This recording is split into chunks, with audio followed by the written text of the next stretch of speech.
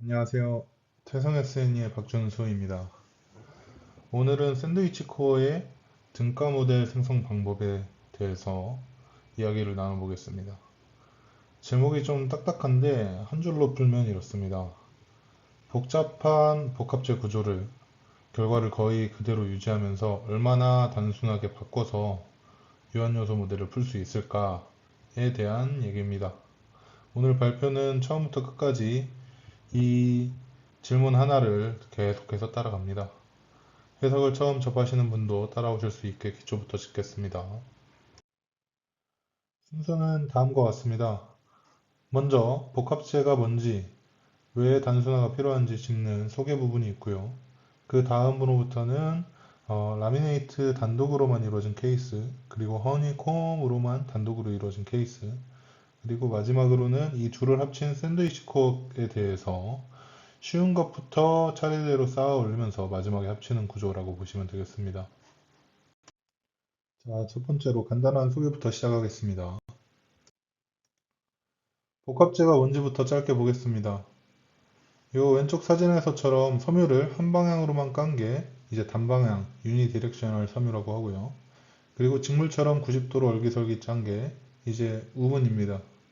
이렇게 한 장 한 장 만든 것을 라미나 또는 프리프레그라고도 부릅니다.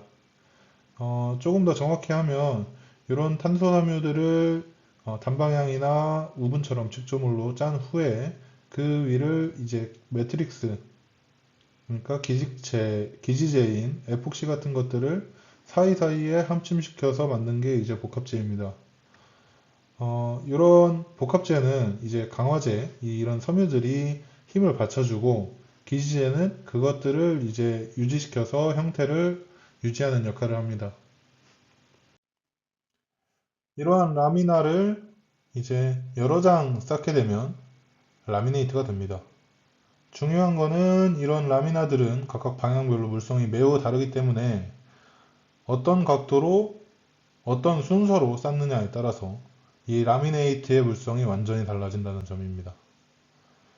그런데 이런 라미나들의 한 장 한 장이 0.1mm에서 0.3mm로 워낙 얇다 보니까 두께가 두꺼운 부품에 사용하기는 좀 어렵습니다.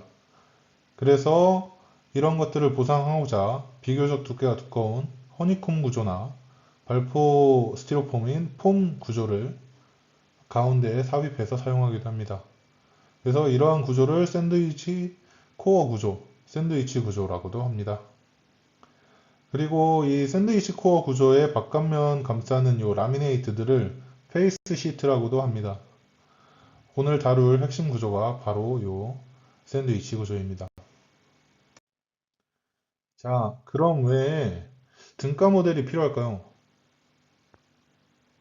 어, 이러한 복합체, 그리고 허니콤, 복합체가 쌓여있는 샌드위치 코어는 형상이 굉장히 복잡합니다.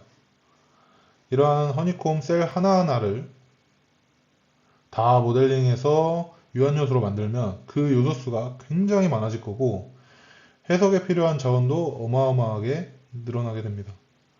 특히 유체 구조 연성 해석 같이 무거운 해석을 돌리기 위해서 이 모델을 그대로 넣으면 현실적으로 해석을 풀기가 어렵습니다. 그래서 이러한 문제들을 풀기 위해서 등장한 게 등가화, 즉 호모제나이제이션입니다. 복잡한 이러한 미시 구조들을 똑같이 거동하는 매끈한 블록 하나로 바꿔치기 하는 겁니다. 오늘은 이러한 치환을 했을 때 결과가 얼마나 잘 유지되는지, 어떤 요소로 바꾸면 좋은지 케이스별로 확인할 겁니다. 방법을 한 번에 정리하면 다음과 같습니다. 먼저 복합제에 반복되는 이런 형상을 가장 작은 반복 단위 하나로 떼어냅니다. 이거를 RV, 대표 최적 요소라고 합니다. 허니콤이면 육각형 모양의 한 개의 셀 하나라고 보시면 됩니다. 이러한 육면체에 6방향으로 단위 하중을 가합니다. 왜 방향이 6개냐면 3개의 수직 방향, 그리고 3개의 전당 방향으로 전부 다 흔들어 봐야 이런 직겨 입양성 재료 또는 이방성 재료의 강성 성분을 전부 뽑을 수 있기 때문입니다.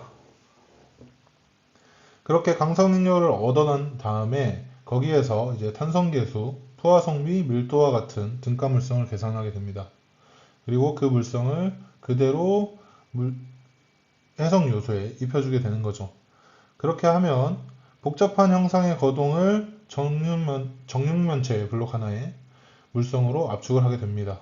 그래서 이렇게 단위 유닛을 쭉 해서 마이크로 모델을 매크로 모델에 적용할 수 있게 되게 됩니다. 그 다음이 오늘의 핵심입니다.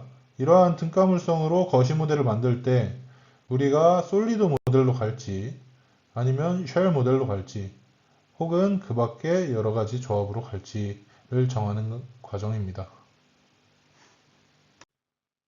자, 거두절미하고 첫 번째 케이스인 라미네이트 단독 케이스에 대해서 진행을 해보겠습니다. 허니콤은 빼고 복합재 적층에 대해서만 케이스 스터디를 진행했습니다. 자, 우선 이 라미네이트는 층층이 45도, 마이너스 45도, 0도, 마이너스 45도, 45도 총 5장을 적층을 하였습니다. 그래서 이렇게 한 층씩 그 복합재 라미나 한 층 한 층씩 쌓아서 솔리드로 만든 요소가 이제 솔리드 모델이고 플라이 바이 플라이라고 정의를 했습니다. 그리고 이 모델들을 각각 층별로 각각 적용하면서 쉘 모델로 만든 게 쉘 모델 괄호치고 플라이 바이 플라이입니다. 요것들은 이제 한 장 한 장을 각각 요 단위 유닛으로 만든 등가와 모델을 이용했습니다. 그리고 요 RM 모델, 솔리드 모델 호모나이제이션, 쉘 모델 호모나이제이션 요 모델들은 이 45도, 마이너스 45도, 0도, 마이너스 45도, 45도로 쌓은 이 라미네이트 자체를 등가화해서 물성으로 만들어 버렸습니다. 그래서 요 윗모델들은 층층이 그 방향별 물성을 적용해서 솔리드 모델과 쉘 모델을 만든 거고 아래쪽은 모든 라미네이트 물성을 한 번에 다 때려 박아서 솔리드 모델 그리고 쉘 모델을 만들었다고 보시면 됩니다. 자, 우리가 해석을 진행을 할 때는 정적 하중에 대한 평가를 진행하는 스태틱 해석과 그리고 시간에 따라서 동적 거동이 어떻게 변할지 보는 트랜전트 해석이 있습니다. 보통 이 두 가지 해석으로 진행이 되는데 그때 필요한 것이 이제 동특성과 강성입니다.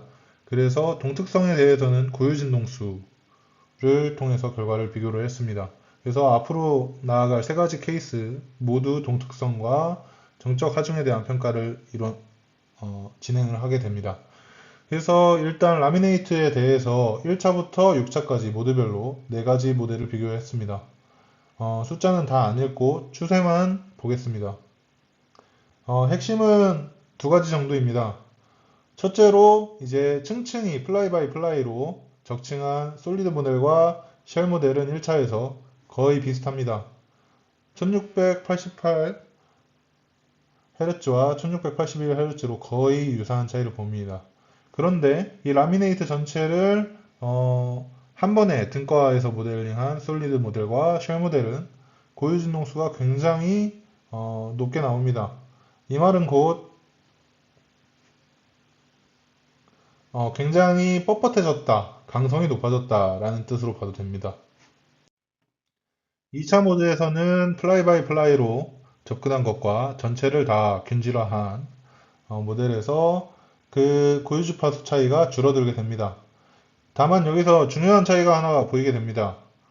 플라이 바이 플라이로 접근한 것들은 이제 모드 형상이 이제 비대칭적이고 전부 균질화해서 다 넣은 모델들은 이 모드 형상이 대칭적으로 나타난 모습을 보이게 된다는 점입니다. 그래서 층마다 방향이 다른 비대칭 적층 정보를 하나로 뭉개면서 방향성이 사라졌기 때문입니다. 주파수는 비슷해도 이 변형의 양상이 달라진다는 거죠. 3차 모드에서는 이 솔리드 등가의 모드 형상과 주파수가 비어 있는데 데이터가 빠진 게 아니라 지금 이 내용 정리는 주파수 순이 아니라 모드 형상 기준으로 제가 정리를 했기 때문인데요. 요 등가 솔리드 요 모델은 이 형상에 대응하는 모드가 없어서 비운 겁니다. 즉 형상이 단순해질수록 모드 순서가 바뀌거나 일부 모드를 아예 놓칠 수 있다는 내용입니다. 4차 모드에서도 주파수는 서로 거의 유사합니다.